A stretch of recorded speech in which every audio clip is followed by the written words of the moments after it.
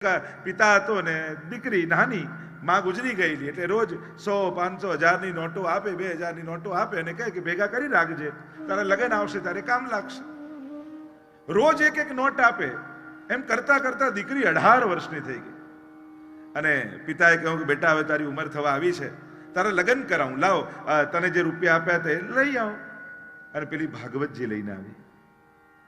ભાગવતના પાને પાને 2000, 500, 100ની નોટો મૂકી હતી. પિતાએ કહ્યું કે બેટા આમાં રખાતું હશે, કોઈ ચોરી જાત તો, કોઈ લઈ જાત તો. દીકરીએ કહ્યું પિતાજી આ ભાગવતજી છે, ચોરી કરવાની વૃત્તિ વાળો ક્યારે આને ખોલશે નહીં, અને એકવાર જો ખોલી લેશે તો ક્યારે ચોરી કરશે નહીં. આ તો એવો જીવન સમાધાનનો ગ્રંથ છે કે એકવાર જેણે ખોલી લીધો એનું જીવન ખુલી જાય, એનું મન ખુલી જાય, એની બુદ્ધિ ખુલી જાય. સાક્ષાત શ્રીનાથજી બાબા છે. લેશ માત્ર પણ ભેદ વૈષ્ણવે જોવો નહીં. આ ફરક એટલો છે કે નાથ દ્વારા જઈએ ત્યારે આવી ખુરશી, આવો પંખો ને આવી સુવિધા આપણને કોઈ આપે નહીં. પણ ભાગવતજી એવા દયાળુ અને કૃપાળુ છે, ભક્તની બધી સુવિધા સાચવી અને ભગવાન તમારા ઉપર કૃપા કરવા માટે આવે છે. અહીંયાનો પરમાત્મા કેવો છે? ભક્તાભિલાષા ચરિતાનુસારી. ભક્તની અભિલાષા અનુસાર ચરિત્ર કરવા વાળા પરમાત્મા છે. શ્રીમદ ભાગવત 12 સ્કંદ દ્વારા 12 અંગ વાળા પરમાત્મા 12 સ્કંદમાં બિરાજમાન છે. શ્રીનાથજીની કંદરામાં પણ બિરાજતા એક એક ચિહ્નો એ પ્રગટ ભાગવતજી છે. તમે જો શ્રીનાથજીના ભાવથી દર્શન કરો તો શ્રીનાથજીની કંદરામાં અનેક ચિહ્નો તમને દેખાશે. તમે આ એક એક ચિહ્નો એ એક એક સ્કંદના પ્રતીક રૂપે છે. આપણે તો શ્રીનાથજીના દર્શન કરવા જઈએ તો ખરા, પણ જો શ્રીનાથજી બાબાનો એ ચમત્કાર જુઓ. કોઈ તમને સુવિધા આપે નહીં, કોઈ તમને પૂછે નહીં બેસવા માટે. ખૂબ ભીડ હોય, ખૂબ ધક્કા પણ હોય, પણ એક ધક્કે અંદર આવે અને બીજા ધક્કે જ્યારે બહાર નીકળે ને ત્યારે બહાર નીકાળો વૈષ્ણવ એમ કહેતો હોય છે કે મારે બ્રહ્મ સમન લેવું છે, કંઠી પહેરવી છે ને શ્રીનાથજીના થઈ જવું છે. કેવલ આંખ સામેથી પસાર થયો અને શ્રીનાથજી એને ખેંચી લે છે. લોકો એમ કે શ્રીનાથજીમાં ધક્કા બહુ વાગે, મારી આપણે જ છીએ ને. શ્રીનાથજી તો આવીને મારતા નથી, અંદર જ ઉભા હોય એ જ એકબીજાને મારે પાછા કે શ્રીનાથજી. મહત્વની વાત તો એ છે કે શ્રીનાથજીની ઝાંખી અને ભીડ શ્રીજી સન્મુખ નહીં હોય તો બીજે ક્યાં હશે? અરે એક સાધારણ કોઈ કલાકાર બી આવી જાય તો એને જોવા ભીડ થઈ જાય, લોકો ઘરે જઈને કે અમે આ કલાકારને જોયો. તો શ્રીનાથજીના દર્શન કરવા એ તો જીવનનું સાફલ્ય છે. અક્ષણવતામ ફલ ઇદમ. તો જ્યારે દર્શન કરતા હોય ત્યારે જે શ્રીનાથજીની કંદરામાં રહેલા ચિહ્નો છે, તમે શ્રીનાથજીની કંદરામાં જોજો એક ગાય દેખાશે. એ ગાય અને 2 ગાયના ચિહ્નો તમને દેખાશે. એ છે પ્રથમ સ્કંદનું ચિહ્ન. બળદ ધર્મ અને ગાય એટલે પૃથ્વી, બંનેનો સંવાદ પ્રથમ સ્કંદમાં આવે છે. એ દર્શન કરવા માત્રથી પ્રથમ સ્કંદની કથાનું ફળ મળે છે. શ્રીનાથજીની કંદરામાં જોશો તો ઉપર એક શુક પોપટ બેઠું છે. એ જે દ્વિતીય સ્કંદ શુકવાચ, શુકદેવજી બોલવાનો પ્રારંભ કરે છે. એ શુકના દર્શન માત્રથી દ્વિતીય સ્કંદની કથાનું ફળ મળે છે. શ્રીનાથજીની કંદરામાં એક મુનિ બેઠા છે. એ છે તૃતીય સ્કંદના પ્રતીક રૂપે કપિલ નારાયણ ભગવાન. એ દર્શન કરવાથી તૃતીય સ્કંદની કથાનું ફળ મળે. શ્રીનાથજીની કંદરામાં 2 મુનિ છે, એક છે નર ને બીજા નારાયણ. એ છે ચોથા સ્કંદની કથા. શ્રીનાથજીની કંદરામાં એક ઘેટાનું ચિહ્ન છે. એ છે પંચમ સ્કંદ. કારણ કે મેષ એ પહેલી રાશિ છે, કાલગણના એ પંચમ સ્કંદમાં આવે છે. એટલે મેષના દર્શનથી પંચમ સ્કંદની કથાનું ફળ મળે. શ્રીનાથજીની કંદરામાં 2 ગાય છે. ગાય છે વાછરડું. વાછરડું દૂધ પીતું જાય ને માને લાત મારતું જાય, છતાંય માં દૂધ પીવડાવવાનું બંધ નથી કરતી. એ તો પ્રભુની પુષ્ટિ છે. અને પોષણ લીલા એ છઠ્ઠો સ્કંદ છે.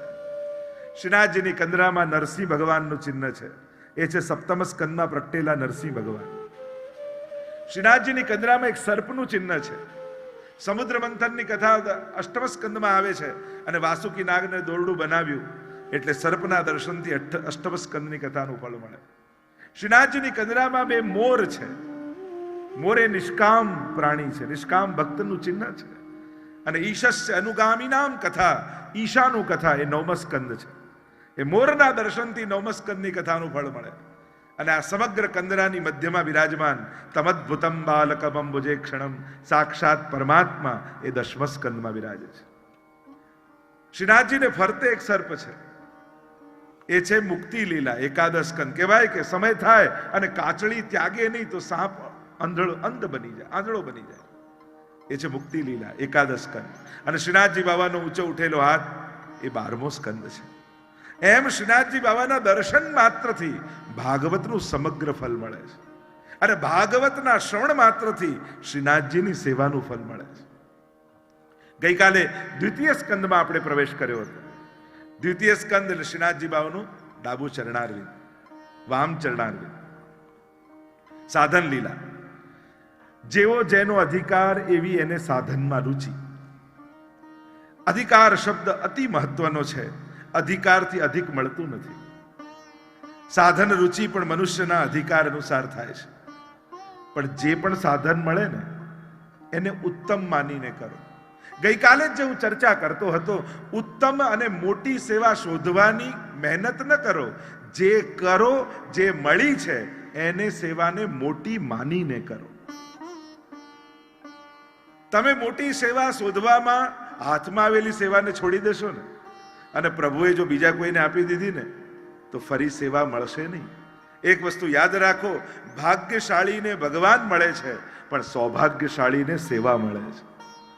અને કોઈ પણ પ્રકારની સેવા મળે તમને, પ્રભુની, પ્રભુ નિમિત્તની કોઈ પણ સેવા નાની નથી.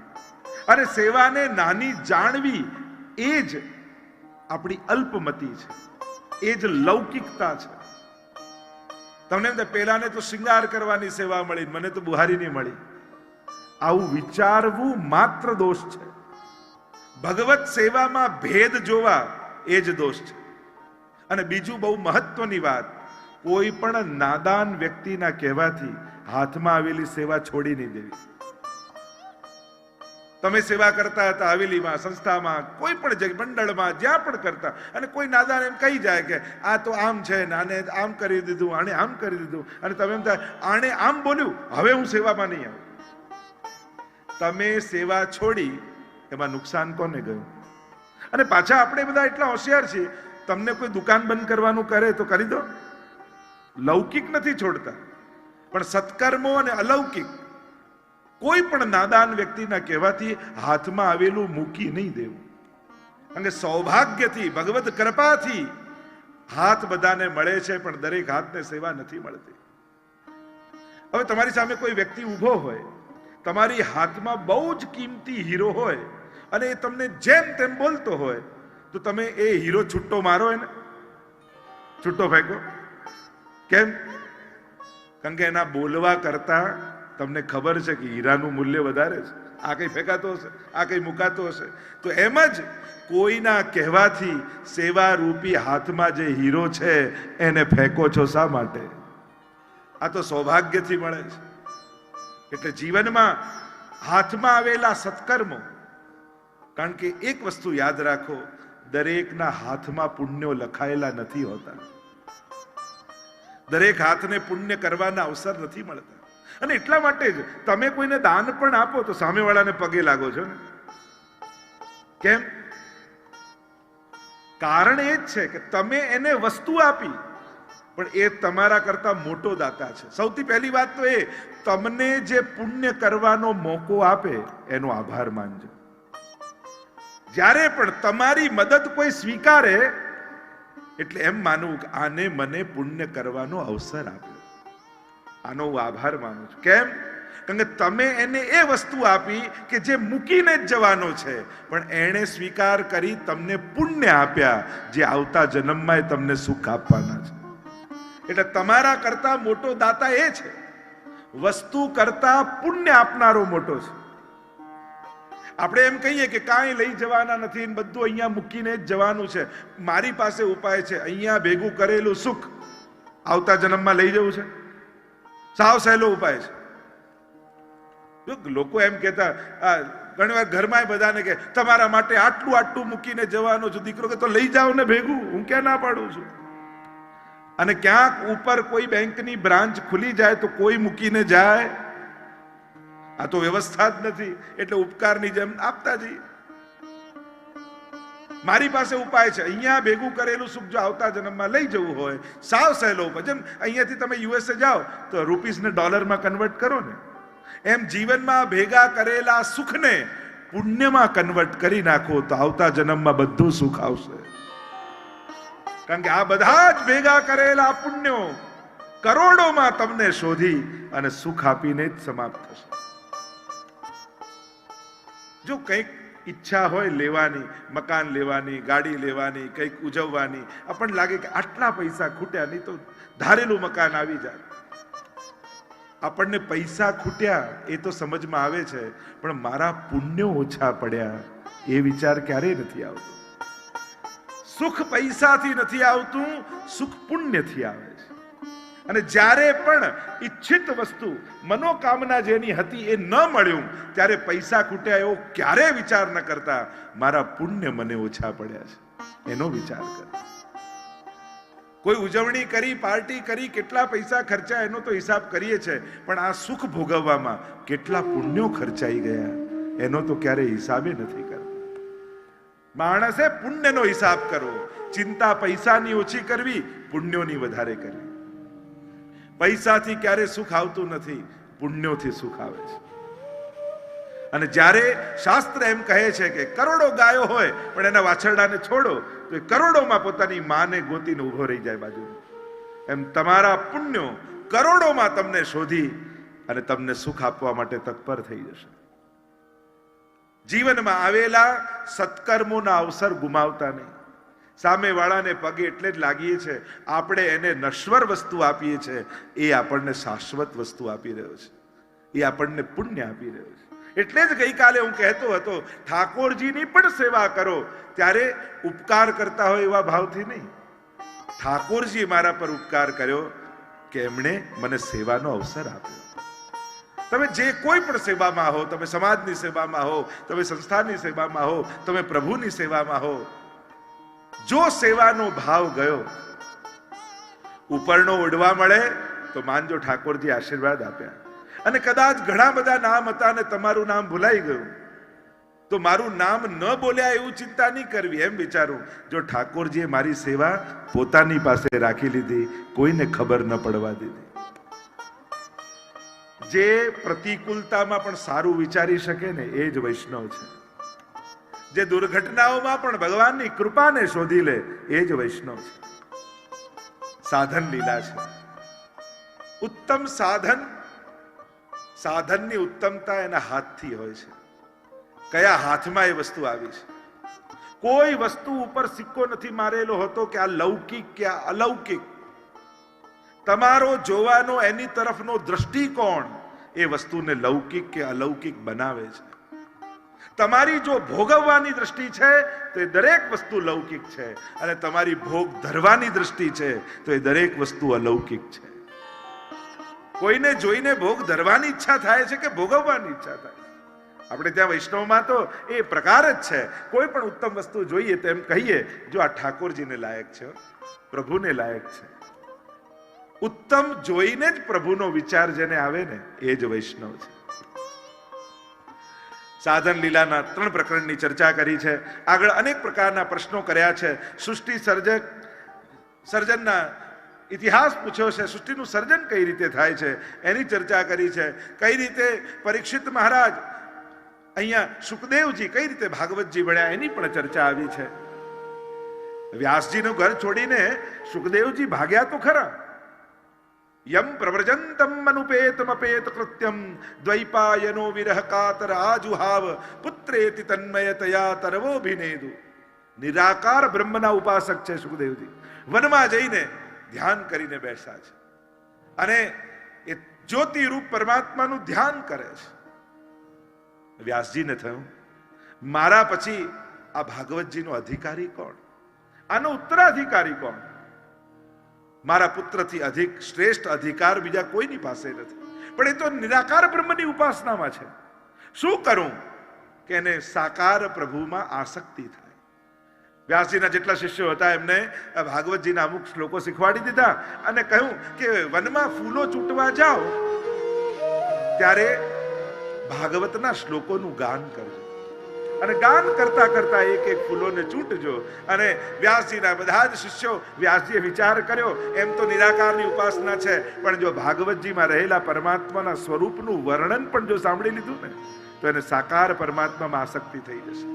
અને બધા જ શિષ્યો રોજ સવારના સમયે જાય, વનમાં જાય ને વાંસની છાપમાં એક એક ફૂલો ચૂંટતા જાય અને ભાગવતના મધુર મધુર શ્લોકોનું ગાન કરતા. શિષ્યો ભાગવતના શ્લોકોનું ગાન કરી રહ્યા છે અને વહેતા વહેતા એ શ્લોકોના શબ્દો સુખદેવજીના કર્ણમાં પડ્યા. બરહ પીડમ, આ શબ્દ સંભળાયો અને ધ્યાનમાં ફર ફર ફર ફર ફરકતું મોર પીછું દેખાવા લાગ્યું. અરે જ્યોતિનું ધ્યાન કરું છું ને આ મોર પીછું ક્યાંથી આવ્યું? બરહ પીડમ નટવર વપુ નટવત વરવત. અરે આ કોણ છે? કર્ણયો કર્ણિકારમ, કર્ણમાં ઝૂલતો કર્ણિકારનું પુષ્પ દેખાવા લાગ્યું. અરે આ સુંદર કર્ણ કોના છે?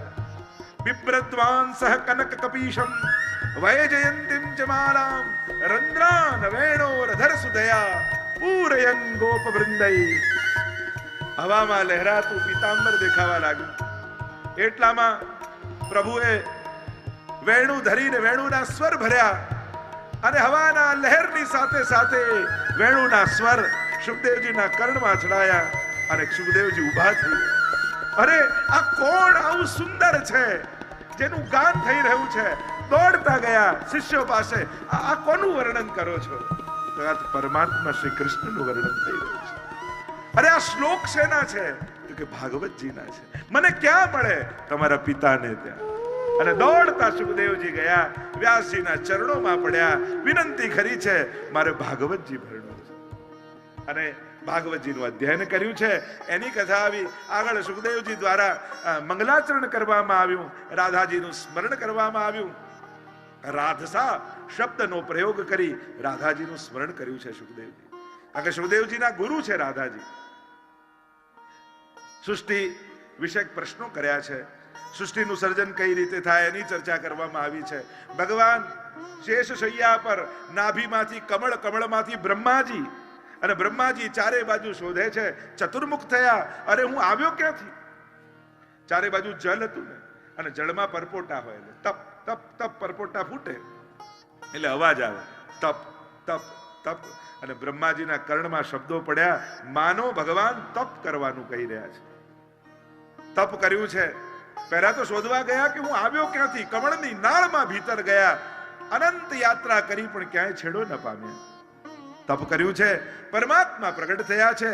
ચતુશ્લોકી ભાગવતનો ઉપદેશ આપ્યો છે. 4 શ્લોકમાં ભાગવત, એનો જ વિસ્તાર આ 18,000 શ્લોકમાં છે. વેદાંતના 4 વિષયો મહત્વના છે: બ્રહ્મ, જીવ, જગત અને માયા. આ ચારેયનો પરિચય કરાવ્યો છે. અને એના જ જુદા જુદા મત આપણા આચાર્યોના છે. બ્રહ્મનું સ્વરૂપ સમજાવતા પરમાત્મા કહે છે, અહમેવા સમેવાગ્રે નાન્યદ યત સદ સત્પરમ પશ્ચાદહમ યદેતચ્ચ યો વશિષ્યેત સોસ્મ્યહમ. અહમેવા સમેવાગ્રે. જ્યારે કાંઈ જ નહોતું ત્યારે હું હતો. જ્યારે બધું જ છે હું જ છું. જ્યારે કાંઈ નહીં રહે ત્યારે કેવલ હું રહીશ. આ જ બ્રહ્મ છે. ઓમ પૂર્ણમદઃ પૂર્ણમિદં પૂર્ણાત પૂર્ણમુદચ્યતે પૂર્ણસ્ય પૂર્ણમાદાય પૂર્ણમેવાવશિષ્યતે. જે સદાય પૂર્ણ છે, શાશ્વત છે, એ જ સત્ય છે. અહીંયા સત્ય એટલે જે ત્રિકાલાબાધિત, ઇટર્નલ, જે શાશ્વત છે, સદાય માટે છે, એ જ બ્રહ્મ છે. એણે જ આ પોતાનામાંથી સર્જિત કર્યું છે. આ મહાપ્રભુજીનો મત છે શુદ્ધાદ્વૈત બ્રહ્મવાદ. બ્રહ્મવાદની ચર્ચા કરી. સર્વ ખલેદમ બ્રહ્મ. આ બધું જ બ્રહ્મ છે. બ્રહ્મમાંથી જ પેદા થયું છે.